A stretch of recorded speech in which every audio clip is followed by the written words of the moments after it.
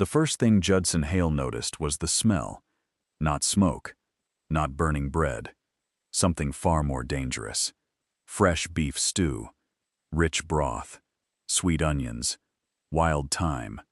The kind of meal that belonged in a home where someone cared enough to stir the pot instead of merely filling an empty stomach. He stopped on the back porch, one rough hand still resting on the latch. The kitchen should have been empty. No one was supposed to be inside. His housekeeper had left 3 weeks ago. His father had not walked farther than his bedroom door in months. Judson slowly pushed the door open. Steam drifted through the room. A young woman stood beside the cast-iron stove with a wooden spoon in her hand. Sunlight spilled across her dusty brown dress and caught loose strands of chestnut hair escaping beneath a plain bonnet. She looked up at the sound of the door, surprised but steady. For several long seconds, neither of them spoke. If you've ever wondered how a stranger can walk into a broken life and change everything before saying a single word, stay with this story. Judson's voice finally broke the silence. "Who made this stew?" The woman lowered the spoon. "I did." His eyes narrowed.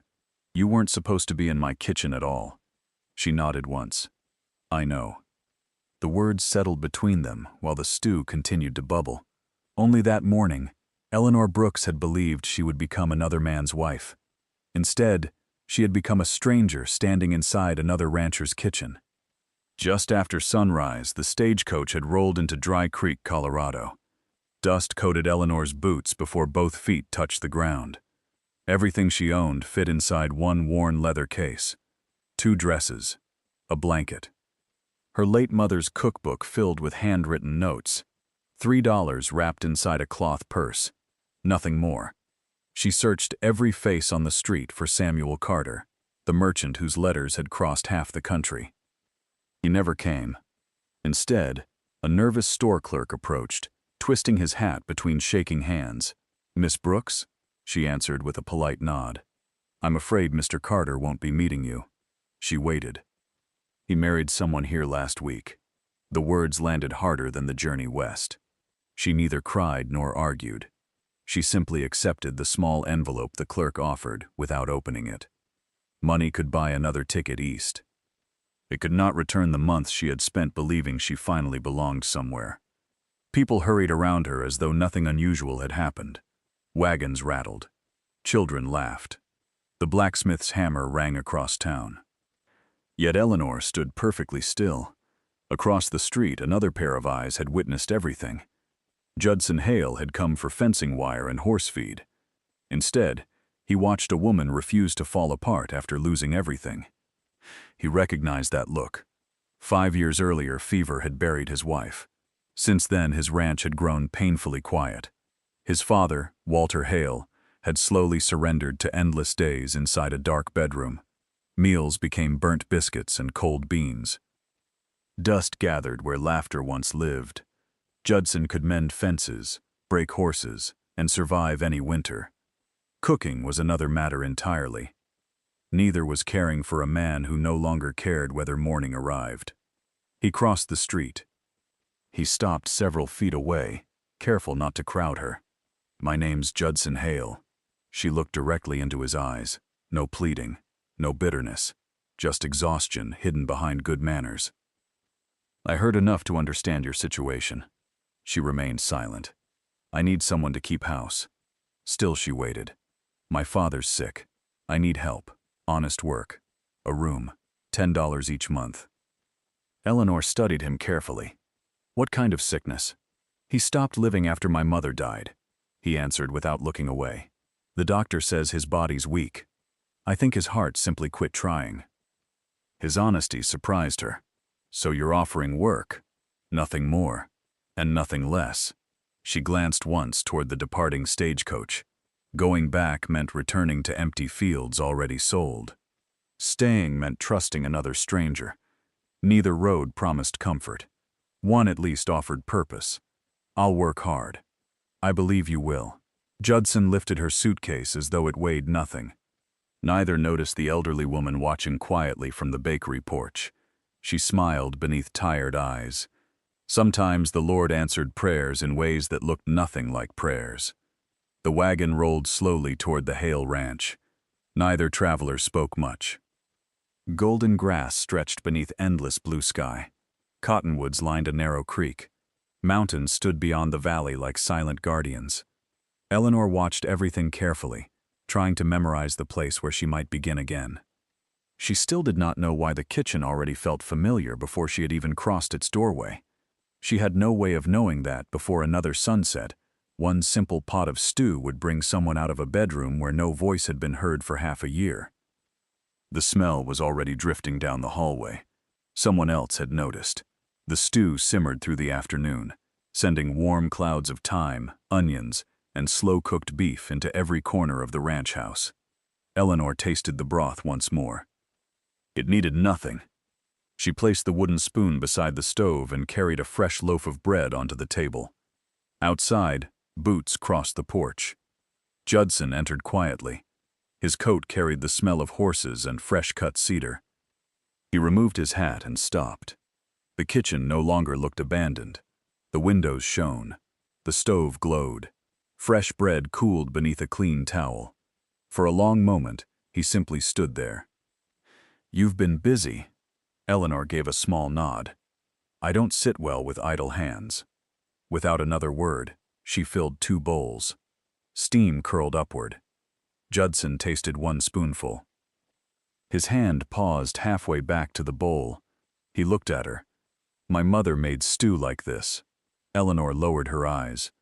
"My mother taught me." Silence settled again. This time it felt different. Not empty. Comfortable. If this story reminds you of someone who changed a house simply by caring for it, keep watching. The quietest moments often leave the deepest mark. After they finished eating, Eleanor filled another bowl. Judson noticed. "That's for my father. He should eat while it's hot." "He won't." "I'd still like to try." He studied her face. There was no stubbornness, only calm certainty. He finally stepped aside. The last room. Walter Hale's door remained closed. Eleanor knocked softly. No answer. She knocked again. Still nothing. She gently placed the bowl on the small stool beside the door. "The stew will stay warm a while, Mr. Hale." No reply came. She returned to the kitchen. The untouched bowl remained there until sunset. The next morning began before daylight. Eleanor lit the stove while stars still filled the sky. Coffee simmered. Biscuits baked. Bacon crackled. By sunrise, the lonely house smelled alive again. Judson came inside carrying 2 buckets of milk. He found fresh breakfast waiting. "You didn't have to rise this early." "The ranch already does." A faint smile touched the corner of his mouth before disappearing. He finished eating and quietly left a neat stack of split firewood beside the kitchen door before heading back outside. Eleanor noticed. She said nothing. Kindness did not always arrive with words. Days settled into a steady rhythm. She scrubbed years of soot from the stove. She washed every curtain. She planted thyme, sage, and parsley beside the kitchen window using broken wooden boxes she found behind the barn. Walter's meals waited outside his room every morning and every evening. Most returned untouched. Still, she never complained. Each fresh meal replaced the last. Judson watched all of it without speaking. One afternoon, he returned earlier than usual. Rain rolled across the valley. He stepped inside, dripping water across the floor. Before he could apologize, Eleanor placed a dry towel in his hands. "You'll catch cold standing there." He almost laughed. Almost. Instead, he dried his face while watching her stir another pot of stew. "You always cook this much? You never know who might become hungry." Her answer lingered with him long after she turned back toward the stove. That evening, thunder rolled across the mountains. Rain hammered the roof. The house felt smaller, warmer, safer. Judson repaired a broken saddle strap beside the fire, while Eleanor peeled potatoes. Neither hurried to fill the silence. Sometimes quiet company was enough. Then came a sound. Soft, slow, a scrape against wooden flooring. Judson's head lifted. Eleanor stopped cutting. Another shuffle. Closer. The hallway remained dark. One thin hand appeared around the doorway. Then another. Walter Hale stepped into view. His face looked pale beneath tangled white hair. His shoulders trembled beneath an old nightshirt. He had grown so thin his clothes barely hung upon him. Still his eyes remained fixed on only one thing, the steaming pot. He breathed deeply. Once. Twice. The scent seemed to steady him. Judson slowly rose from his chair. "Pa?" Walter ignored him. His gaze never left the stove. Finally he spoke. His voice sounded rough from months of silence. "Who made that stew?" Eleanor quietly raised her hand. "I did, sir." Walter looked at her for a long moment. Then he nodded toward the stove. "Bring me a bowl." Judson stood frozen. 6 months. 6 long months without watching his father leave that bedroom. Now the old man had crossed the hallway because of one simple meal. Eleanor filled a bowl without hurry. She placed fresh bread beside it. Walter lowered himself carefully into the nearest chair. His hands shook, lifting the spoon. The first bite disappeared slowly. Nobody spoke. The fire cracked softly. Rain tapped against the windows. Walter swallowed, then took another spoonful. Another. By the 4th bite, faint color touched his cheeks. He finally looked across the table at Eleanor. "I thought I'd forgotten what home smelled like." Judson looked from his father to the woman quietly breaking bread beside the stove. The arrangement he had offered on a dusty street suddenly felt far too small. Somehow, without asking permission, she had already begun bringing his family back to life. Outside, the storm drifted east. Inside, another beginning quietly took its place. Before anyone noticed, Walter reached for a second piece of bread. Walter Hale asked for stew again the next morning, then again the day after. By the end of the week, he was sitting at the kitchen table before breakfast, wrapped in an old wool coat instead of hiding behind his bedroom door. His appetite returned one careful meal at a time. His voice followed soon after. The quiet ranch slowly remembered how conversation sounded. Walter watched Eleanor knead bread one chilly morning. "You use your mother's recipe." She smiled. "How did you know?"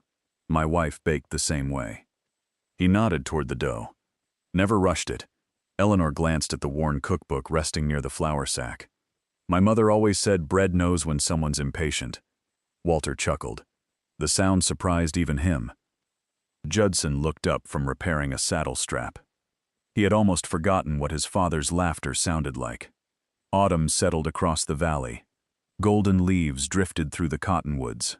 Morning frost covered the fences. Smoke curled steadily from the chimney every sunrise. The ranch no longer felt abandoned. It felt lived in. One afternoon, Eleanor carried fresh apples inside after gathering them from 2 old trees behind the barn. She found Judson repairing the kitchen shelf she had quietly mentioned was loose. "You noticed?" "I notice more than you think." Their eyes met for only a second. Both looked away. Neither trusted the silence growing between them. If you've stayed with this story until now, you already know some homes are rebuilt long before anyone speaks the words waiting inside them. That evening, Walter leaned back after supper. "I've been watching you two." Judson sighed. "Pa, I'm old." Walter grinned. "Not blind." Eleanor busied herself collecting empty plates. Color warmed her cheeks. Walter continued smiling. "This house hasn't sounded this alive since Sarah passed." The room became quiet. Judson stared into his coffee cup. Eleanor gently placed another log onto the fire.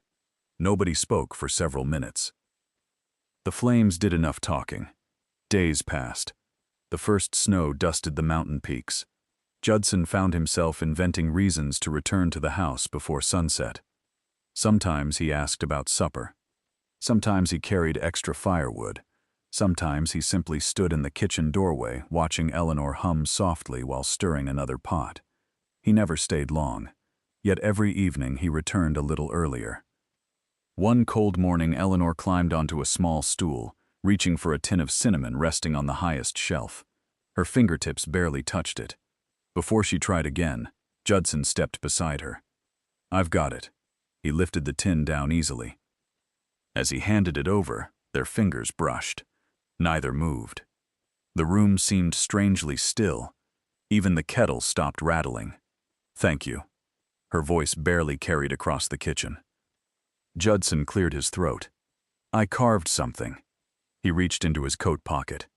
A small wooden meadowlark rested in his palm. Every feather had been shaped by hand. The tiny bird looked ready to lift into flight. "I made it during the evenings." He held it toward her. "For you." Eleanor accepted it carefully. Her thumb traced each carved feather. "It's beautiful. I hoped you'd keep it." "I always will." Walter quietly smiled from his chair beside the window, but wisely pretended to study the snow outside. Judson took one slow breath. "When you first came here, I thought I needed someone to cook." Eleanor waited. "I was wrong." He looked directly. This is the moment where the entire story comes full circle. Judson finally realizes that Eleanor didn't just fill the role of a housekeeper. She restored something that money could never buy. She brought warmth back into a home that had forgotten how to laugh, helped a grieving father find the strength to leave his room, and reminded a broken family what love and belonging truly feel like. What's remarkable is that she accomplished all of this without demanding recognition or expecting anything in return. Sometimes, the strongest people aren't the loudest. They simply show up every day with kindness, patience, and consistency. Do you think one person's compassion really has the power to transform an entire family like this? Let us know your thoughts in the comments. Into her eyes. "We needed you." She blinked several times before speaking. "I only made meals. You gave my father a reason to leave his room." He paused. "You gave this ranch its heartbeat again." The wooden bird trembled slightly in Eleanor's hands. She looked around the warm kitchen. Fresh bread cooled on the counter. Coffee simmered softly. Walter sat reading beside the fire. Outside, horses wandered peacefully through fresh snow. For the first time since leaving Ohio, nothing inside her urged her to keep traveling. She had already arrived. Judson stepped closer. "I can't promise fancy things." She smiled through shining eyes. "I never wanted fancy things. I can promise honest days. I've always wanted those." He hesitated only once. "Stay here." She looked at him. "Not because you're employed." Another careful breath. "Stay because this is your home." Walter quietly stood. "I'll give you youngsters a minute." He disappeared down the hallway, closing his bedroom door behind him. The kitchen suddenly felt much smaller. Eleanor looked at the carved bird once more, before placing it gently beside the loaf of fresh bread. Then she reached for Judson's hand. "I already chose this home the day you offered work instead of pity." His rough fingers closed around hers. Neither hurried to speak again. The fire popped softly. Snowflakes drifted beyond the window. The stew simmered gently on the stove, filling every corner of the ranch house with the same welcoming smell that had first stopped Judson at his kitchen door. Months later, on a bright spring morning, a traveling preacher stood beneath the cottonwood beside the barn, while Walter proudly watched his son and Eleanor exchange simple vows. No grand celebration followed, just family, fresh bread, one steaming pot of stew. Before supper, Judson quietly asked with the same smile that had first appeared months earlier, "Who made this stew?" Eleanor laughed. "I reckon it'll always be me." If this story warmed your heart, please subscribe, leave a like. What began as a heartbreaking betrayal ended with something far greater than anyone could have imagined. Eleanor arrived in Dry Creek, expecting to become someone's wife, only to be abandoned before her new life even began. But instead of letting disappointment define her future, she accepted an honest opportunity, earned the trust of an entire family, restored Walter's will to live, and ultimately found a place where she was genuinely loved and appreciated. Judson's decision to offer work instead of pity changed not only Eleanor's future, but also saved his own family from a lifetime of loneliness. It's a powerful reminder that the smallest acts of kindness often create the biggest changes. If this story touched your heart, don't forget to like this video. Share it with someone who needs a little hope today. Subscribe for more unforgettable stories. And tell us in the comments, what was your favorite moment in this incredible journey? And tell us where you're listening from. We'd love to hear your story too.